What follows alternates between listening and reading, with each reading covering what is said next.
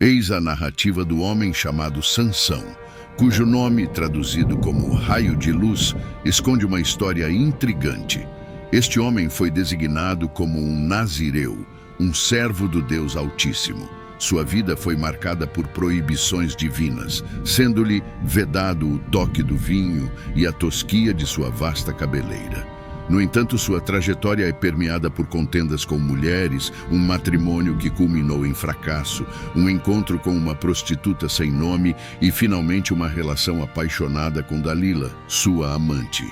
Contudo, muitos indagam sobre a extensão real de sua força divinamente concedida. Eis aqui 5 episódios que evidenciam sua força sobrenatural. No primeiro episódio, ele protagonizou a aniquilação de um leão com suas próprias mãos. Tudo se desenrolou quando ele se determinou a unir-se em matrimônio a uma mulher filisteia, uma das inimigas de Israel. Seus progenitores tentaram dissuadi-lo, mas sua resolução permaneceu inabalável. Enquanto perambulava pelos campos, avistou uma filisteia e foi tomado por um amor arrebatador. Seus pais, todavia, questionaram sua seleção, mas Sansão estava plenamente convicto de que ela era a eleita. O que desconheciam era que a decisão residia nas mãos do Senhor, que ansiava por uma oportunidade para confrontar os filisteus, então opressores de Israel. Em uma localidade denominada Leão, um leão jovem irrompeu ruidosamente em seu caminho. Entretanto, o Espírito do Senhor desceu sobre ele, infundindo-o com vigor sobre-humano e permitindo que ele destroçasse o leão, assemelhando-se a um cordeiro indefeso. Curiosamente, Sansão não partilhou tal proeza com ninguém, nem mesmo com seus genitores. Ao retornar, deparou-se com a mulher escolhida e, na celebração nupcial, deparou-se com o cadáver do leão, agora abrigando um enxame de abelhas e mel. Sansão extraiu o mel com suas próprias mãos e dele se alimentou, mas omitiu a origem do mel a seus pais. Os preparativos para uma grandiosa festa nupcial foram meticulosamente realizados na localidade de Leão, e Sansão apresentou um enigma aos seus 30 acompanhantes. Comprometeu-se a proporcionar a um deles um vestuário completo caso solucionassem o enigma, do contrário, comprometendo-se a oferecer 30 trajes de linho e 30 mudas de vestes. O enigma consistia na seguinte pergunta: do que come a comida saiu comida, e do forte saiu doçura. Referia-se, indubitavelmente, ao leão que havia derrotado e à descoberta do mel em seu interior. No segundo episódio, ele conquistou a vitória sobre mais de 30 filisteus. Quando estes, incapazes de decifrar o enigma, coagiram sua esposa com ameaças para obter a resposta, ela se lançou sobre ele, soluçando e clamando: Tu me odeias, não me amas verdadeiramente. Propuseste um enigma aos filisteus e não me explicaste. Ela persistiu em suas lamentações por 7 dias durante a festividade. Ao fim do 7º dia, ele finalmente lhe revelou o enigma, e ela, por sua vez, o revelou a seu próprio povo. Antes que o sol declinasse no 7º dia, os habitantes da cidade declararam, conforme registrado no livro dos Juízes, capítulo 14, versículo 19: Então veio sobre ele o Espírito do Senhor, e ele desceu a Asquelon, matou 30 homens deles, tomou as suas roupas e deu as vestes aos que explicaram o enigma.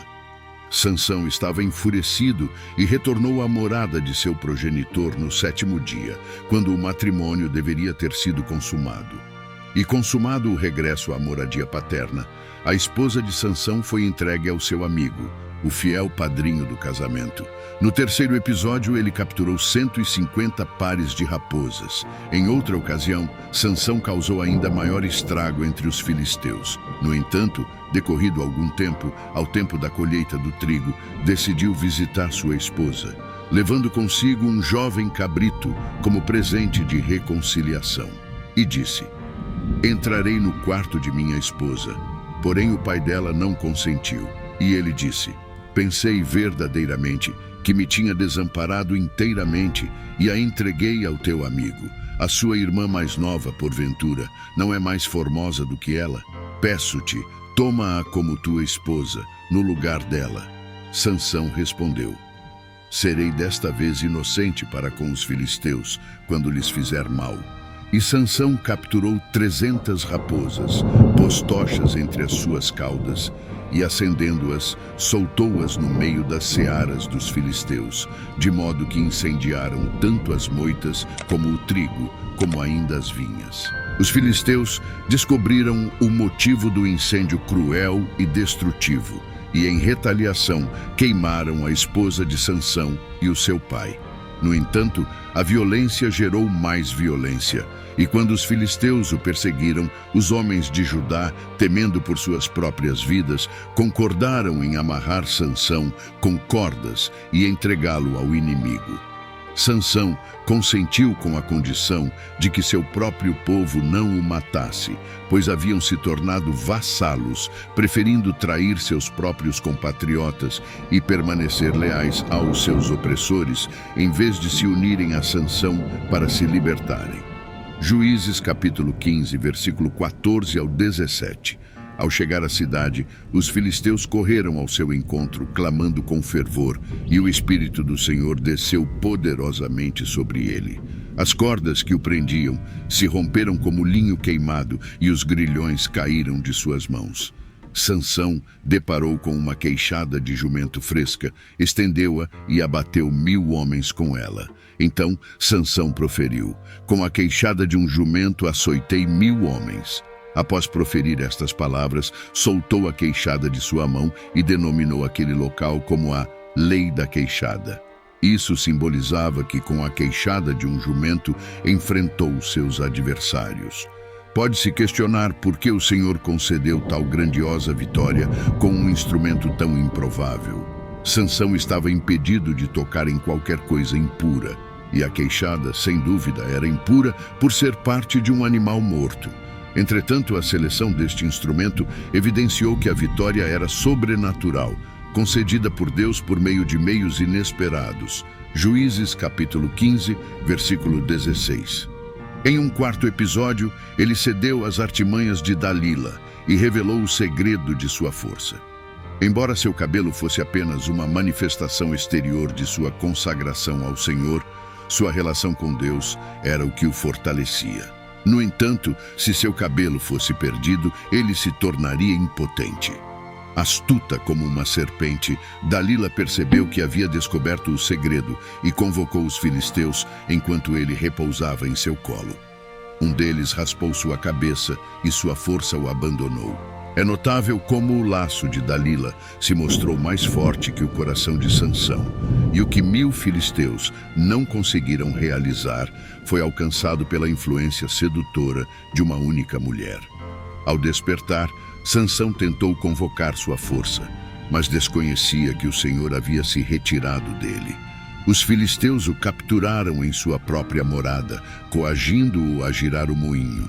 Esta tríplice degradação de Sansão espelha o cativeiro do pecado, que o amarrou, cegou e oprimiu. No entanto, seu cabelo começou gradualmente a crescer novamente. Quando os senhores filisteus celebraram um grande sacrifício em honra de seu deus Dagon, trouxeram Sansão como um exemplo do que seu deus havia realizado. Obrigaram-no a exibir suas proezas durante a festa, e ele destruiu toda a estrutura. Foi neste momento que todos os presentes, incluindo os filisteus e Sansão, pereceram sob os destroços do templo de Dagon, encerrando assim sua notável jornada. Sansão foi morto, e em sua morte ele ceifou mais vidas do que em sua vida. Segundo a triste narrativa, embora o Espírito do Senhor repousasse sobre ele, Sansão era um homem possuidor de força sobrenatural. Demonstra também vingança e ressentimento quando as circunstâncias não correm a seu favor.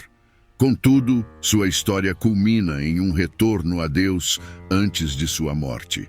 Deus considerou Sansão um homem de fé, mesmo diante de suas fraquezas. Esta história nos adverte sobre as consequências graves e, por vezes, letais do pecado. Assim como Sansão, o pecado nos prende, nos cega e, por fim, nos esmaga inexoravelmente.